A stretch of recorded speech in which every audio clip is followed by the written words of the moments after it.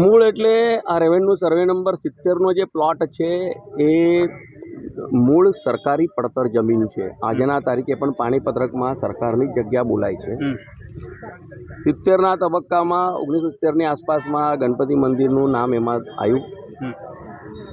ત્યારબાદ સમયાંતરે કેટલાક સ્થાપિત હિતો દ્વારા અંદર પોતાનું નામ નાખવાની પ્રક્રિયા ચાલુ કરી અને બીજા તબક્કામાં તો કેટલાક અસામાજિક તત્વો પણ આપણે કહી શકીએ તેઓના દ્વારે બીજા કોઈ ઠેકાણેનો પ્લોટ હતો તે પ્લોટ અહીં બતાવીને અહીંયા એમને દબાણ કરીને કામકાજ ચાલુ કરવાની જ્યારે વાત થઈ ત્યારે આ વિસ્તારના જ અમારા પૂર્વ કોર્પોરેટર પાર્ટીના નેતા વિજયભાઈ પવારના આ વિષય ધ્યાનમાં આવતા તેમણે અમને રજૂઆત કરી। અમે રાજ્યના ગૃહમંત્રી શ્રી અને પ્રભારી મંત્રી શ્રી માનનીય હર્ષભાઈ સંઘવી સાહેબની સાથે એમની રૂબરૂ મુલાકાત કરાયા બાદ વિગતની તલસ્પર્શી તપાસ કરતાં તેમને ખૂબ ગંભીરતાથી આ મુદ્દો કલેક્ટરશ્રીની સૂચના આપી અને કલેક્ટરશ્રી અને મ્યુનિસિપલ કમિશનરશ્રીના એક સંયુક્ત અભિયાનના ભાગરૂપે સતત એક પ્રોસેસ ચાલતો રહ્યો। સરકારે એમાં સુઓ મોટો પોતે દાખલ થઈ અને ત્યારબાદ જેટલા નામો હતા બધા નામો કમી કરવામાં આવ્યા છે। આ જે નામો ખોટી રીતે અંદર આવ્યા હતા તેમના પર પણ યોગ્ય સમયે સરકાર પગલાં લેશે।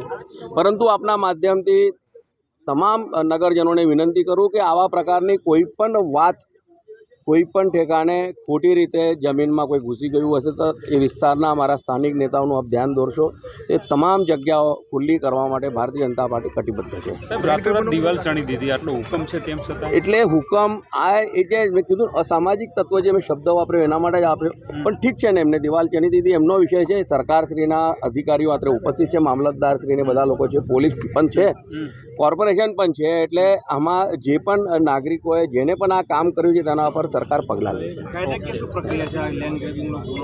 બધું જ થશે જે રૂટીનમાં જે થાય છે કોઈના દમાનમાં અને સરકારી જમીનમાં ઘૂસ્યા પછી જે પણ થાય છે કાયદાકીય રીતે બધી જ વસ્તુઓ થશે। પરંતુ હું ખાસ કરીને કલેક્ટર સાહેબ અને રાજ્યના માનનીય મુખ્યમંત્રીશ્રી અને હર્ષભાઈ સંઘવી સાહેબનો ખૂબ આભાર માનું છું કે ખૂબ જ ઝડપથી આખો પ્રોસેસ કરીને તેમને આ કામ પૂર્ણ કરી દેવા તમને તમામનો હું વડોદરા વતી ખૂબ આભાર માનું છું।